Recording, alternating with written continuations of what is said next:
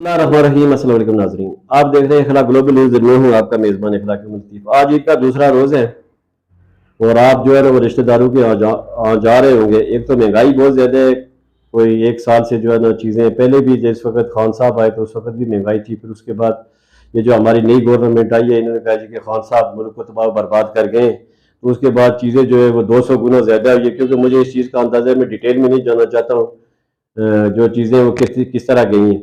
लेकिन अभी जो कोई 1.5 साल से जो मुल्क के अंदर हालात है, एक तो खान साहब गए तो वो कह रहे थे कि 1 महीने के बाद इलेक्शन होंगे, वो तो हो नहीं सके। तो पंजाब में भी उन्होंने गवर्नमेंट, इसके ऊपर मैं प्रोग्राम कर चुका हूँ, परवेज इलाही साहब ने उनको कहा जी कि आप ना जाएं ये दोनों चीज़ें छोड़ के, लेकिन उन्होंने कहा नहीं जी मैं करूँगा जनाब, इलेक्शन हो गया। इलेक्शन तो नहीं हो सके, ज़ाहिर है हर आदमी की अपने सियासी मकासद होते हैं, वो उस वक्त ही होते हैं जिस वक्त वो करवाएंगे। तो मुजफ्फराबाद और इस्लामाबाद दोनों इस वक्त जो है ना वो वहाँ पे ऊपर सियासी बहरान है। तो अभी जो एक हफ्ता कबल तनवीर अलियास साहब नायल हुए, पहले पीटीआई की यहाँ पे गवर्नमेंट आई है तो लोग ये समझते थे कि कोई बहुत बड़ी तब्दीली आएगी, लेकिन 9 महीने के बाद कयूम नियाजी साहब को हटा दिया गया, जो प्राइम मिनिस्टर नामजद किए थे चेयरमैन पीटीआई इमरान खान साहब ने। यहाँ के ऊपर जिस वक्त तनवीर अलियास साहब ने उनके खिलाफ अदम एतमाद किया, वो आगे 9 महीने के बाद तनवीर अलियास साहब, आपको पता है कि वो शोला बयानी की वजह से बड़े मशहूर है। तो क्या पता उन्हें कि ज़रा अदलिया ने एक फैसला किया कि जी उन्होंने जो है ना वो तो इन्हें गलत किया, तो तलब किया गया, उन्होंने माना और उनको हटा दिया गया। उन्होंने अपील भी की, बाद में वो खारिज हो गई। तो एक बहरान पैदा हुआ। एक हफ्ते के बाद वजीर आजम जो है ना वो उनका फैसला हुआ अनवारुल हक साहब का, वो रात गए 12:30 बजे इजलास बुला गया और 1:30-2 बजे के मतलब वोटिंग हुई है। तो इसमें जो तनवीर एक ड्रामाई सूरत हाल पैदा हुई, क्योंकि ये जो है वजीर आजम बने ये भी पीटीआई के थे, ये स्पीकर थे। तो जिस वक्त उन्होंने तकरीर की है तो उन्होंने किया वोट, तो उन्होंने सामने दिए 48 वोट दिए, एक्सेप्टेड जो थे वो बैरिस्टर सुल्तान। तो वहां के ऊपर एक नई कार्रवाई जो डिवेल्प हुई, उन्होंने कहा जी कि मुझे वजीर आजम पीडीएम ने बनाया है। तो इसी सिलसिले में जो है ना वो चंद दिन कबल उसके बाद जो है ना फैसल मुमताज राठौर साहब ने भी रियासती वजीर का हलफ उठाया है।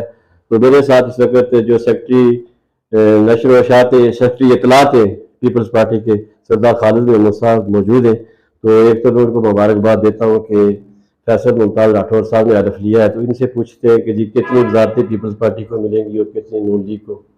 जी खालिद साहब। बिस्मिल्लाहिर्रहमानिर्रहीम।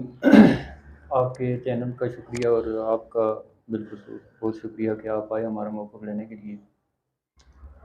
तो चूँकि पीपल्स पार्टी की हुकूमत है तो नहीं है, मखलूत हुकूमत है और इसमें पीटीएम का नाम दिया गया है, नून लीग है, पीपल्स पार्टी है और पीटीआई फॉरवर्ड ब्लॉक जो है वो उन्होंने मिलकर ये हुकूमत बनाई है। तो मैं पहले जो हमारे सामीन हैं, सुनने वाले हैं, देखने वाले हैं, उन्हें सबको आज चूँकि ईद का दूसरा दिन है, आपने भी कह दिया और मैं सबको ईद मुबारक भी देता हूँ। और साथ में जो आपका सवाल है मैं उस तरफ आता हूँ कि हमारे जो हैं वो पीपल्स पार्टी के 6 वज़रा जो हैं वो बनेंगे, जिसमें स्पीकर हैं और बाकी वज़ारतें हैं। फैसल मुमताज़ राठौर साहब की आपने बात की है, तो वो एक तो वो जवान आदमी है, दूसरा ये है कि वो पीपल्स पार्टी के साथ उनकी जो कमिटमेंट है वो अटल है और वो बड़ा दबंग किस्म के नौजवान हैं। पार्टी के लिए उन्होंने बड़ा काम किया है और जो हालिया जो तब्दीली आई है आज़ाद कश्मीर गवर्नमेंट में, इसमें कलीदी किरदार अदा किया है फैसल मुमताज़ राठौर साहब, सेक्रेटरी जनरल है पीपल्स पार्टी के। और उनका अहम रोल है, क्योंकि पहले कुछ और बातचीत चल रही थी तो फिर पीपल्स पार्टी ने अपनी असेंबली चेंज की, या कहें पीडीएम ने अपनी असेंबली चेंज की, तो पीटीआई की जो हुकूमत है वो अपने मंतकी अंजाम तक पहुंची। तो अब ये सारी जितनी कोशिशें और काविशें काबिल तहसीन है, इसलिए कि हालात और वाक़यात जो 2 साल से आप देख रहे हैं कि पीटीआई की हुकूमत है और लोग जो हैं वो सारे गिले शिकवे ही करते हैं। तो अल्लाह खैर करे, इंशाल्लाह पीपल्स पार्टी आने वाला जो वक्त है इसमें बेहतरीन वो करेगी, डिलीवर भी करेगी और साथ में लोगों की जो महरूमी है उनको दूर करेगी। तो ये जो 48 आदमी ने उनको वोट दिया, इसमें नून लीग भी थी, पीपल्स पार्टी भी थी और साथ पीटीआई के भी थे। वो जो 4-5 बैरिस्टर साहब का ग्रुप था वो नहीं आए। तो इसमें पीटीआई को भी कोई, ये जो वजीर आजम है ये पीटीआई की है या इनका क्या सिस्टम है? ये तो कह रहे जी कि मुझे पीडीएम ने, ये किस तरह की क्या सिलसिला क्या है ये? देखें ना, ये तो बायस के तज़ाद उम्मीदवार जो हैं वो कामयाब हुए हैं, वज़ीर आज़म बने। और उन्होंने जो कहा वही सच है, क्योंकि अगर वो पीटीआई की तरफ से होते तो कभी वज़ीर-ए-आज़म ना बनते। पीटीआई उन्हें वज़ीर-ए-आज़म कभी नहीं बनाती थी, इसलिए कि तनवीर इलियास भी उनके खिलाफ थे और साथ में बैरिस्टर साहब भी नहीं चाहते थे कि ये आगे आएँ। ये अनवरुल हक साहब जो वज़ीर-ए-आज़म बने वो पीडीएम की मदद से बने और पीडीएम ने ही उनको बनाया है। जो 48 वोट पड़ने की बात है, तो क्योंकि पीटीआई के पास और कोई ऑप्शन था नहीं, तो वो क्या करते, किसको वोट देते? तो उन्होंने भी वोट दिया है। आगे देखें वो क्या करते हैं, इमरान खान साहब इनके साथ जो उनके लोग, क्योंकि एक तो उनका अपना ग्रुप है जो फॉरवर्ड ब्लॉक है, लेकिन उन्होंने सब जितने भी हैं सब टोटल इस वक्त जो है वो समझें कि ये जो पीटीआई के वोट पड़े हैं तो ये सारे फॉरवर्ड ब्लॉक में ही गिने जा रहे हैं। और इंशाल्लाह जो है वो आने वाले वक्त में पीटीआई में अगर कोई बचा तो वो एक दो ही शायद कोई बचे। मुझे लगता नहीं है कि पीटीआई के अंदर कोई बच सकेगा, सारे ही तकरीबन आगे पीछे हो जाएंगे, क्योंकि ये तो सारी पार्टियों से है ना लोग, पीटीआई का नहीं, ज़ाहिर है वो तो यहाँ के ऊपर जिस वक्त हमारे मुल्क में यही होता है कि जो पहले पार्टी थी या पीटीआई तो विद इन 2 मंथ या यहाँ के ऊपर बनाया गया, जिस तरह नून लीग को पहले बनाया गया था नवाज शरीफ साहब के दौर में। फिर क्योंकि ये तासर दिया जाता है जी कि जो वफाक में हुकूमत होती है वही यहाँ के ऊपर होती है और वो उसके बाद जो आ जाती है, वो जितने भी इलेक्टेबल वगैरह थे, ज़ाहिर है इसमें मोस्टली लोग जो ये पीपल्स पार्टी के भी हैं जो यहाँ से जो है ना जो सल्तनती से भी गए, और जो दीगर ज़्यादातर अक्सर पाकिस्तान में भी जितनी भी पीटीआई की जो जमात है जिसमें शाह महमूद कुरैशी साहब हैं, दूसरा वो है फवाद चौधरी, दीगर और काफ़ी सारों की तादाद जो है वो वहाँ पे गई है। तो ये है कि आपके इस चीज़ के ऊपर काफ़ी वफाक के अंदर भी क्रिटिसाइज़ किया गया है जो पीपल्स पार्टी है, क्योंकि वज़ीर ख़ारजा जो है वो बिलावल भुट्टो है। जिस वक्त पीपल्स पार्टी से ये पूछा जाता है, लतीफ़ खोसा साहब जो पीपल्स पार्टी को रिप्रेजेंट, वो कहते हैं जी कि हुकूमत तो ये नून लीग की है, हमारा तो इसके साथ कोई ताल्लुक नहीं है। तो किसी जगह पे कमर ज़ुबान कायरा साहब कहते हैं नहीं जी हुकूमत हमारी है। तो ये और दूसरा नून लीग भी ये कह रही है जी कि हमारी, वो मरियम नवाज कह रही है जी कि अभी 2-3 महीने पहले जो सीनियर नायब सदर है मरियम नवाज साहिबा नून लीग की, तो ये चक्कर क्या है? देखिए ये जो है वो लतीफ़ खोसा साहब वो रहता है साहब जो कहते हैं वो तो नहीं है ना, हम उसको मानते हैं ना, वो ऐसी कोई बात है, इसलिए कि पीडीएम की हुकूमत है, पीपल्स पार्टी उसकी अलाई है और पीपल्स पार्टी शामिल है उसमें। बिलावल भुट्टो ज़रदारी साहब चेयरमैन है पीपल्स पार्टी के, और वो वज़ीर ख़ारजा है। और उन्होंने, आपने देखा है कितनी बेहतरीन सफारतकारी की है कि उन्होंने जब कहा कि ये मोदी जो है ये कसाई है गुजरात का, तो पूरी दुनिया में मोदी के जो हामी थे उन्होंने शोर शराबा किया। भारत के अंदर कितना बड़ा जो है वो इसके खिलाफ जो है उन्होंने स्ट्राइक किए, बड़े बड़े जलसे जुलूस किए। तो जो काम बिलावल भुट्टो कर रहे हैं वो तो इमरान खान की हुकूमत में नहीं हुआ है, ना उसके पिछले दौर में किसी ने किया है। पीपल्स पार्टी जो है वो हर वो काम करती है जिससे रियासत को, पाकिस्तान को फ़ायदा पहुँचे। जिस तरह के हालात वाक़यात पाकिस्तान के चल रहे हैं, बिलावल भुट्टो ने दुनिया को असल चेहरा जो पाकिस्तान का था वो दिखाया, क्योंकि काफ़ी हालात ख़राब थे जब खान साहब वज़ीर-ए-आज़म थे। तो बाकी दुनिया जो है वो कर नहीं रही थी इनके साथ, क्योंकि इनका रवैया ही ऐसा था और वो सोच रहे थे कि ये क्या पता आज गए, कल गए, सुबह ही गए या शाम गए। पीपल्स पार्टी अपनी जगह पे स्टैंड करती है और पीपल्स पार्टी ही लोगों की महरूमी का अज़ाला करेगी, बाकी तो ये आने जाने वाले लोग हैं, चलता रहता है, चलेगा। अब ये बात सबको समझ लेनी चाहिए कि पीपल्स पार्टी इत्तेहाद में है, आज़ाद कश्मीर में पीडीएम की हुकूमत है, पीपल्स पार्टी उसमें शेयर होल्डर है। पाकिस्तान में पीपल्स पार्टी जो है वो शेयर होल्डर है। इमरान खान को घर भेजने में पीपल्स पार्टी का ही किरदार है, बाकी इतना तो किसी का किरदार नहीं है। फिर आज़ाद कश्मीर में चौधरी यासीन साहब हैं, वज़ीर-ए-आज़म हैं, सदर हैं पीपल्स पार्टी के, लतीफ़ अकबर साहब हैं, अपोजिशन लीडर हैं, हाजी याकूब साहब हैं। पीपल्स पार्टी के पास तो बड़ी लीडरशिप है और बड़े काम करने वाले और बड़े दिमाग वाले लोग हैं। ऐसा तो नहीं है ना कि बस वो आए और इधर से उधर गए, एकदम वो साज़बाज़ करके बन गए, ऐसी बात तो नहीं है। सियासत कर रहे हैं साल साल से, मारे खाई हैं, जद्दोजहद की है, लोगों की महरूमियों को समझते हैं, लोग मसाइल समझते हैं और उनका हल उनके पास है। पीपल्स पार्टी के अलावा किसके पास इसका हल है?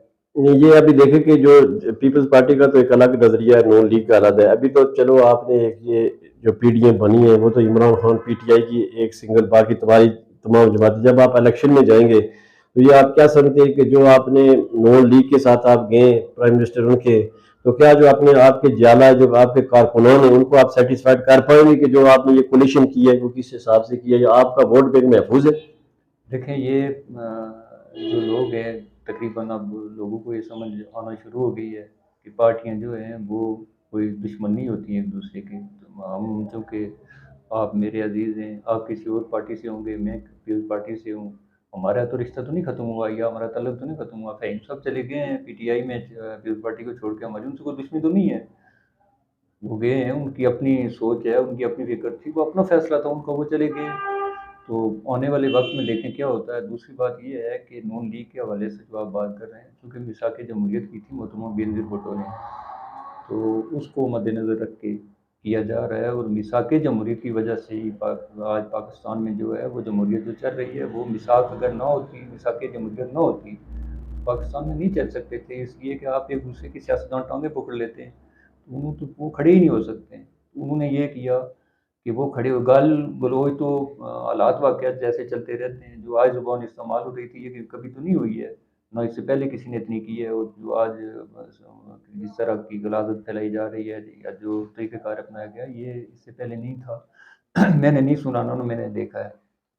तो लोगों को ये बात अब आ रही है, समझ आ रही है कि पीपल्स पार्टी जो है वही यहाँ पे जमहूरियत के लिए काम करती है। और उस यही लोग जो हैं वो आम आदमी के बारे में सोचते हैं। और इंशाल्लाह आने वाले वक्त में लोगों को जितनी भी सहूलतें पीपल्स पार्टी दे सकी वो देगी और मिलेगी इंशाल्लाह। चौधरी मजीद साहब की आगे चूँकि बात आपने कर ली है, तो पीपल्स पार्टी 2011 से 2016 तक जो है वो इक़्तिदार में रही है।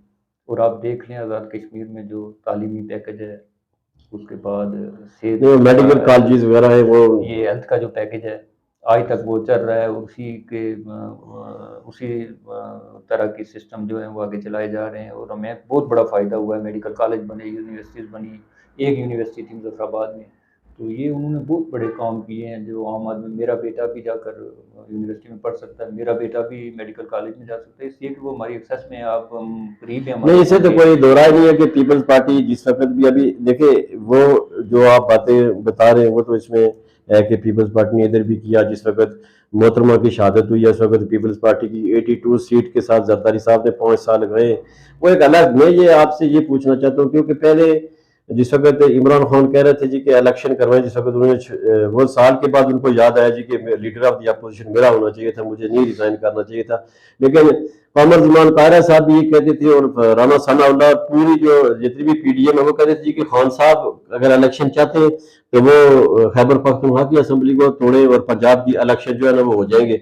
अभी क्योंकि आइन ये कहता है कि 3 माह के बाद इलेक्शन होंगे, तो इसके ऊपर जनाब जो है ना पीपल्स पार्टी, क्योंकि आइन के माफज पीपल्स पार्टी है, पीपल्स पार्टी जुल्फिकार शहीद जुल्फिकार भुट्टो ने आइन बनाया, तो ये आइन शिकनी जो है 3 महीने के अंदर इलेक्शन लिखा हुआ है जी कि 3 महीने के बाद इलेक्शन हुए। इसके ऊपर आपकी पीपल्स पार्टी की जो है वो क्या वजाहत है इसमें? देखो ना, आइन जो है ना, जो पाकिस्तान का आइन है, उसकी ये बात सच है कि खालिक पीपल्स पार्टी बनाने वाली है। आइन में कहीं नहीं लिखा हुआ है कि एक आदमी जो है उसके खिलाफ अदम एतमाद हो और वो असम्बली से चला जाए और असम्बली से इस्तीफ़ा दे दे। फिर वो जो उसकी हुकूमतें हों सूबों में, वो उन पे प्रेशर डाल के असम्बलियाँ तोड़वा दे और वो फिर कहे जी कि आप 90 दिन के अंदर इलेक्शन करवाएँ। तो ये कोई पाबंदी नहीं है, इसलिए कि कोई ऐसा बहरान तो था नहीं कि असम्बलियाँ तोड़ी जाती, कोई उनको तंग नहीं कर रहा था, वो अपनी-अपनी जगह पे काम कर रहे थे। खैबर पख्तूनख्वा में भी असम्बली काम कर रही थी, वहाँ वो खान साहब की अक्सरियत थी। पंजाब में वो चलो अक्सरियत तो नहीं थी, लेकिन वो काफ़िले के साथ मिलकर चल रहे थे। तो उन्होंने ये तो पंगा ही लिया है ना कि ये जो है इस निज़ाम को मैंने चलने नहीं देना है, डिस्टर्ब कर देना है। पाकिस्तान के हालात ऐसे हैं कि आपको पता है, महंगाई, चूँकि आप ताजिर भी हैं, सारी चीज़ें आप समझते हैं।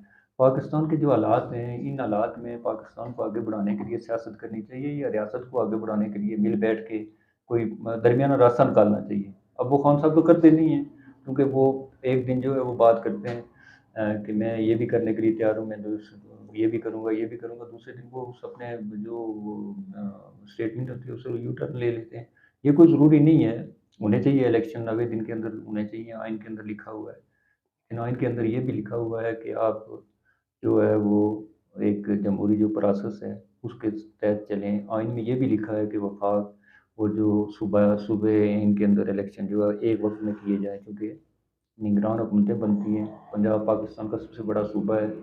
जब वहाँ एक बन जाएगी, अगर कल खान साहब हार जाते हैं पंजाब से, तो क्या वो मान लेंगे कि मैं इलेक्शन हार गया हूँ? वो कभी नहीं वो मानेंगे। तो पाकिस्तान की हिस्ट्री है कि आज तक जितनी भी सियासी जमातें जो है वो आ रही हैं वो कहती है रिगिंग हुई है। कोई भी इंतखाबात, चाहे पीपल्स पार्टी है, चाहे नून लीग है, चाहे पीटीआई है, वो कहती थी कि हमें दीवार के साथ लगाया गया है। तो नाजरीन, सरदार खालिद अहमद साहब की आपने गुफ्तगू सुनी, तो अपना फीडबैक ज़रूर दें। अभी देखते हैं कि जो है ना वो क्या हालात और वाक़यात होते हैं। ज़ाहिर है 75 ईयर से यहाँ के ऊपर जो मामला चल रहे हैं, ज़ाहिर है पॉलिटिकल पार्टियाँ जो है वो उनको भी जो है ना वो होना चाहिए कि जी एक पेज पे बैठ के स्टेज पे फिर बाद में ये शोर करते जी कि फलाना ये कर रहा है। तो उनको पार्लियामेंट को अपने फैसले खुद करने चाहिए और सियासतदानों को, ताकि वो मुल्क आगे तरक्की कर सके। दुनिया में ऐसे ही है। तो आखिर पे जो मैं आपसे पूछना चाहता हूँ कि आप इमरान खान का मुस्तकबिल क्या देखते हैं? क्या आने वाले वक्त में जो है ये बताया जा रहा है जी कि Imran Khan most popular leader है पाकिस्तान के, तो क्या इलेक्शन में इमरान खान दोबारा इलेक्ट हो जाएंगे?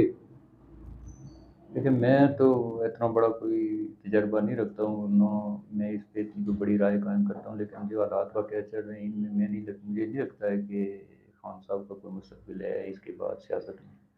क्योंकि उन्होंने पाकिस्तान के हर इदारे को मुतनाज़ा बनाया है और वो बातें की हैं जो इससे पहले किसी ने नहीं की हैं। होता रहा है, मुदाखलत तो हर जगह होती है, जायज़ भी होती है, नाजायज़। मुदाखलत जायज़ तो होती ही नहीं है, नाजायज़ ही होती है।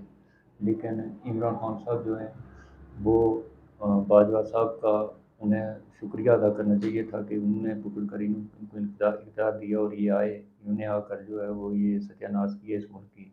तो अब मुझे नहीं लगता पॉपुलर वो नहीं है, ये पॉपुलर वो इसलिए हो गए हैं कि क्योंकि महंगाई है। पीडीएम वाले आए तो उन्हें पता ही नहीं था कि आगे होने वाला क्या है, उनके साथ वो हुआ है जो उनके वेमो गुमान में भी नहीं था।